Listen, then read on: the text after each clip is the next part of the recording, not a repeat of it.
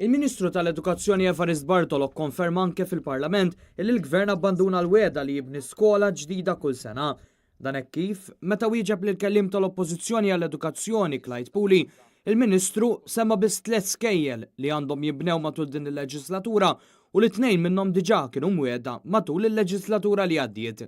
Dawn huma l-iskola primarja tal-Qawra li suppost ilha lesta imma minflok l-istudenti spiċċaw jitalmu f'containers u l-iskola primarja tar-Raba Għawdex li ilha mwieda mill-leġislatura li għaddiet, żewġ proġetti li t-tlestija tagħhom ilha żmien tiġi posposta. Fir-risposta tiegħu il-Ministru Evarist Bartolo jammetti wkoll li waqa' lura sew il-proġett tal-iskola primarja ġdida tal-Imsida li dwarha lanqas kien kapaċi jagħti żmien dwar meta se titlesta. Tantu hekk li jammetta li l-proġett għadu qed jistenna li jinħarġu l-permessi neċessarji mill-awtorità tal-ippjanar. Dan hekk kif il-binja tal-iskola ġiet skedata u l-fondazzjoni għall-iskejjel tagħha qed tappella mid-deċiżjoni.